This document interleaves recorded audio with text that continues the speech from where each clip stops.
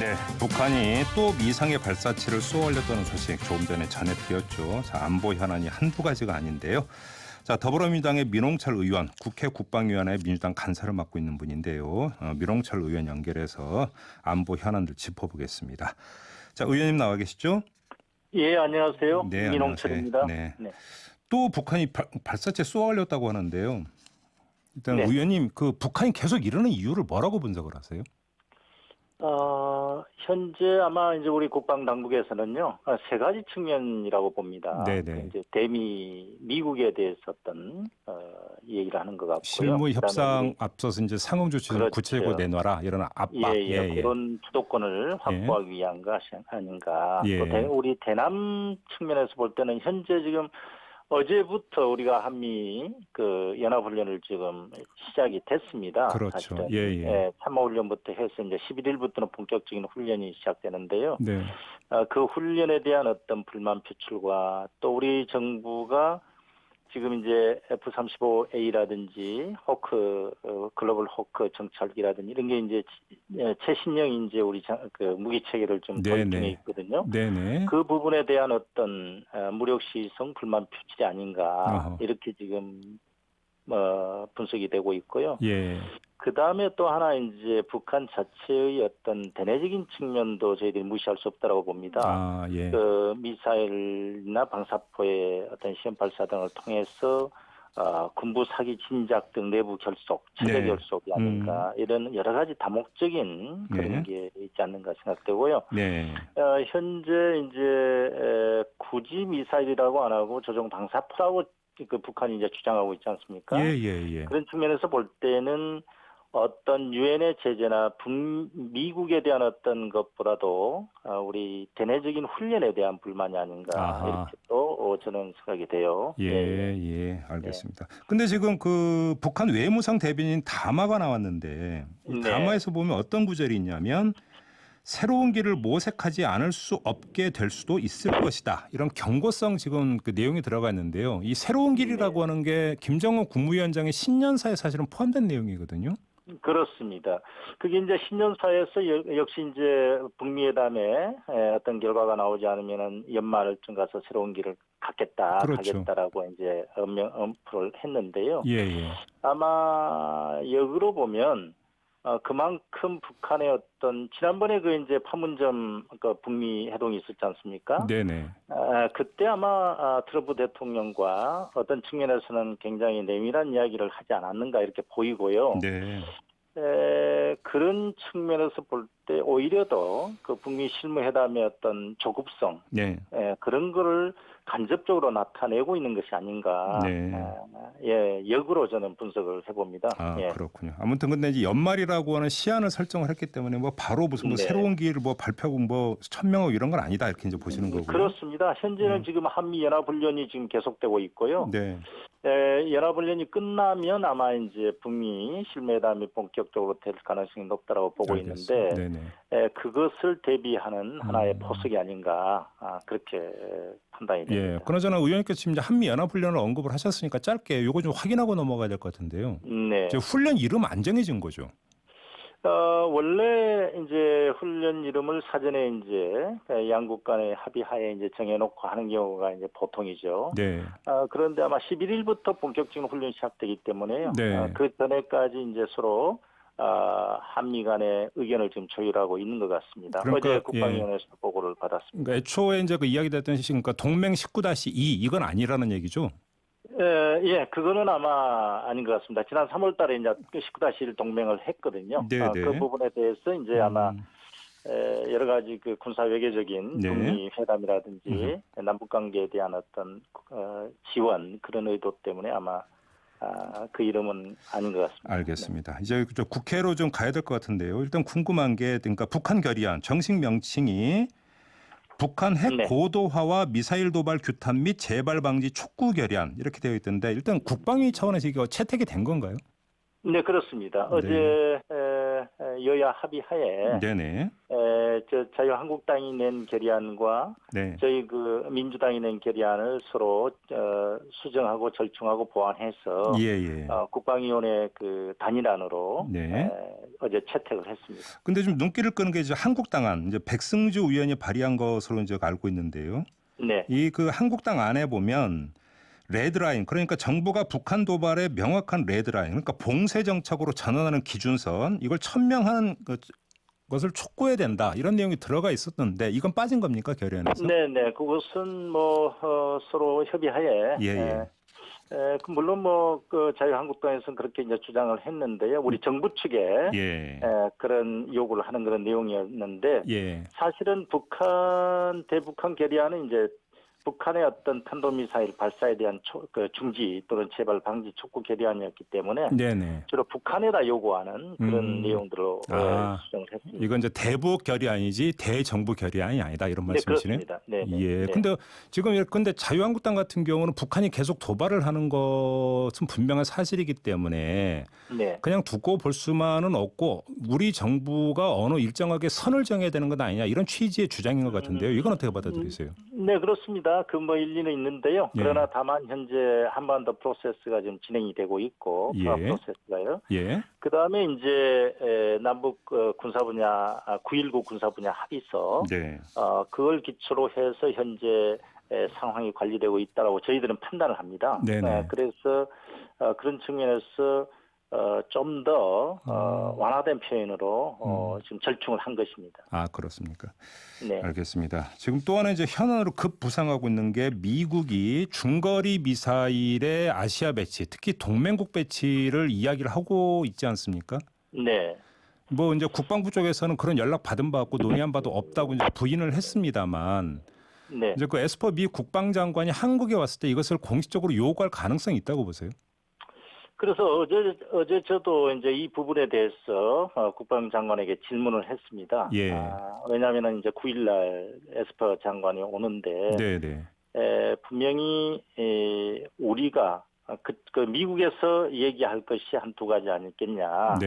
하나는 이 방금 말씀하신 이제 중거리 핵미사일 INF, 즉 미국과 러시아의 그 협정을 미국이 탈퇴한 이후에 분명히 이제 미 국방장관이 지상 발사형 재래식 중거리 미사일을 아시아에 배치하고 싶다, 이렇게 이제 발언을 했거든요. 그걸 유추해 볼 때는 이제 한국과 일본인데 이번에 와서 그 부분에 대해서 우리에게 요구를 했을 때 어떻게 할 거냐. 그러니까 국방부의 답변은 아직까지 공식적인 그런 얘기가 없고 해서 아직 그 부분에 대해서는 어떤 가상의 전제를 놓고 답변을 할 수는 없다. 이런 어제 상임위에서 얘기를 했고요. 또 하나 이제 제가 질문한 것은 에스퍼 장관이 왔을 때 현재 한일 관계 있지 않습니까? 그 군사정보 보호 협정 이 부분에 대해서 우리의 의지, 우리의 생각, 이것을 한번 적극적으로 얘기를 해볼 수 있는 거 아니냐라고 저도 이제 질의를 했는데 그 부분에 대해서는 뭐 신중하게 얘기는 아마 해보겠다는 취지로 확답은 안 했습니다만은 아마 분명히 나올 것으로 저는 예상을 하고 질의를 했었거든요. 알겠습니다. 지금 이제 가상을 놓고 이야기할 수 없다고 국방부 답변이 그러나 그렇게 이제 아마 에스퍼 장관이 그렇게 얘기를 하더라도 이 중거리 미사일 배치 이 부분은 매우 신중하게 판단을 해야 되고요. 왜냐하면 여러 가지 중국 주변 강국들, 특히 중국을 또 자극할 수 있고 제2의 또 사드 배치 문제로 또 비화할 수 있는 그래서 상당히 아주 미국이 요구했을 때 한미동맹 관계에서 어떻게 이것을 관리해야 될지 아주 참 난감한 그런 문제이기는 합니다. 사실은. 그래서 이 부분에 대해서는 우리가 상당히 아주 신중하게 판단해야 될 것이다. 의원님께서는 신중하게 판단이라는 표현을 쓰시는데 사실상 우리가 받기 힘든 카드다, 이렇게 좀 보시는 것 같습니다. 그렇습니다. 이건 뭐 제2의 사드가 아니라 사드를 능가하는 어떤 파장이 이제 나오지 않겠느냐, 뭐 이런 이야기죠. 그래서 그렇습니다. 그래서 우리가 상당히 아주 신중하게 전체적인 아주 판단을 해야 될 것 같습니다. 근데 문제는 우리가 거부를 한다고 해서 미국이 네 알겠습니다 하고 그냥 바로 걷어들이나요? 그렇지는 않을 것으로 보이고요. 예. 그래서 우리가 관리를 잘 해야 되고요. 네. 여러 가지 참 지혜를 짜내야 되겠죠. 아이고, 네, 난제입니다, 난제. 근데 뭐 아직 뭐 미국이 공식적으로 제안을 한 것도 아니니까. 그렇습니다. 일단 아직 뭐 좀 그거는 예상되는 거죠. 뭐. 예. 지소미아 한일 군사정보 보호협정 파기 문제는 어떻게 보세요? 사실 그 한일 군사 정보 보호 협정은 2016년도에 이제 미국이 어찌 보면은 이제 작용을 해서 그 체결된 내용입니다. 예. 그리고 이제 3년 동안 지금 시행이 됐는데 그동안에 이제 사실 정보 교류는 한 24건. 네. 주로 북한 미사일 발사, 탄도미사일 발사와 핵 관련 정보를 그냥 했는데요. 네. 근데 사실 이제 그 실효성을 떠나서 현재 일본이 우리 수출 규제를 하면서 그 이유를 대한민국을 믿을 수 없다. 그리고 안보상의 이유로 조치를 지금 취하고 있지 않습니까? 네. 그래서 이런 부분에 대해서 우리도 또 판단을 해야 되는 거 아니냐. 왜냐하면은 우방 국가 간에 친구 간에 서로 믿을 수 없다라고 하는데 거래 관계를 끊겠다고 했는데 더 높은 네.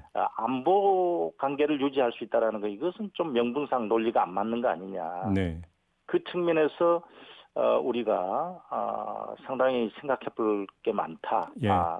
그런 생각을 하고 있습니다. 자, 한번 가정을 해서 그 에스퍼 미 국방장관이 한국에 왔을 때 우리가 이 지소미아 폐기 카드를 만약에 꺼내면 네. 에스퍼 장관이 어떻게 나올 거라고 전망을 하세요? 미국 쪽에서?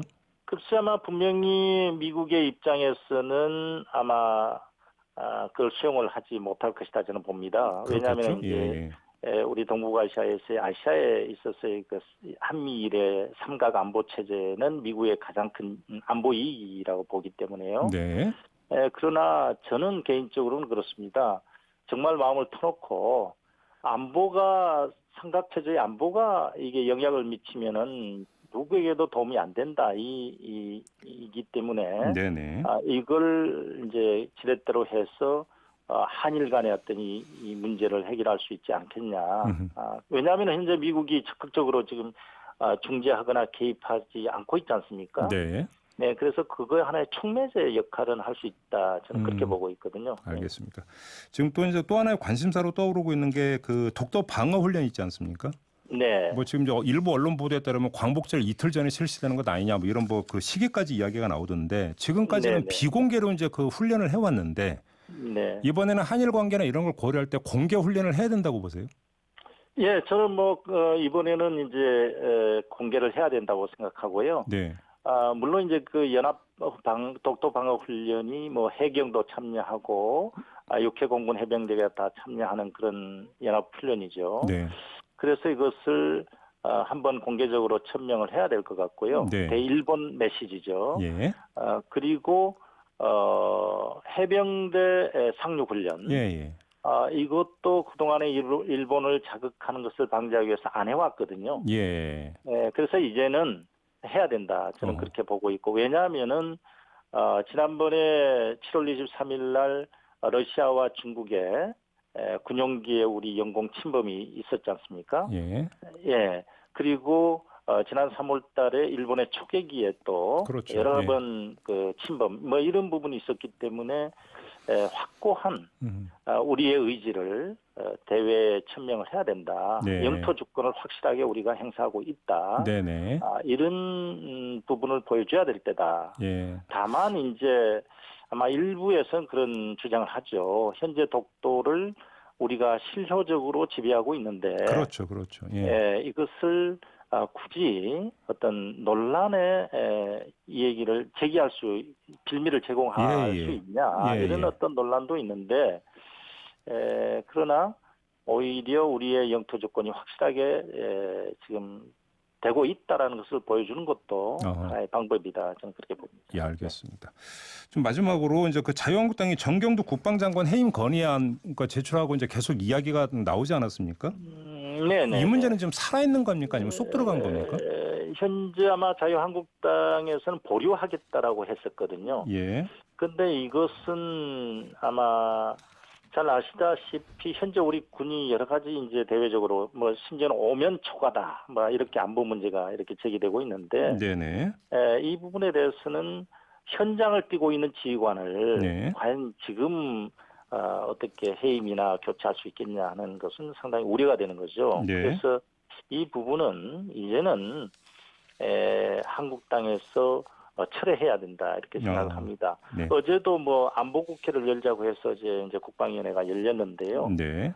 상당히 생각보다는 저는 아주 진지하게 우리가 현안 안보 문제뿐만 아니라 우리 급변하고 있는 우리 주변 안보 정세를 좀 머리를 맞대고 진지하게 토론할 수 있는 그런 상임위원회가 됐으면 하겠다라고 제안을 했었는데 예. 여전히 어제 모습은 또 정쟁이었고 알겠습니다. 또 지역적인 문제를 가지고 장관을 이렇게 네. 모욕하는 이런 모습들이 참 안타까웠습니다. 알겠습니다. 그래서 이제는 정말 우리 안보 문제를 생각할 수 있는 그런 차원에서 현재 상황 관리를 잘 하고 있으니까요. 네네. 지난 러시아 군용기의 그 독도 영공 그 침범 때도 우리가 매뉴얼대로 다 경고 사격까지 다 했지 않습니까? 예. 그래서 그런 부분에 대해서는 잘 관리하고 있기 때문에 좀 더 시간을 주자. 알겠습니다. 그런 차원에서 이제 철회돼야 된다. 저는 그래 봅니다. 알겠습니다. 자, 말씀 여기까지 들을게요. 고맙습니다, 의원님. 네, 감사합니다. 네, 지금까지 더불어민주당의 민홍철 의원이었고요. 지금 유튜브로 최동성 님이 의견 주셨는데요. 지소미아파기도 필요하다면 해야 된다고 봅니다. 이런 의견을 주셨고요. 5360님. 북한의 현재 행태는 일본의 경제 압박에 우리의 대처에 있어서 자기들의 존재 내지는 필요성을 인지시키려고 하는 부분도 있는 것 같습니다. 또 이런 분석의 내용을 보내주셨네요. 저희 김종배의 시선집중은 유튜브 라이브로 함께하고 있는데요. 유튜브에 들어가셔서 김종배의 시선집중 검색하시면 바로 뜹니다. 구독과 좋아요 버튼 눌러주시고요. 의견도 보내주시기 바랍니다.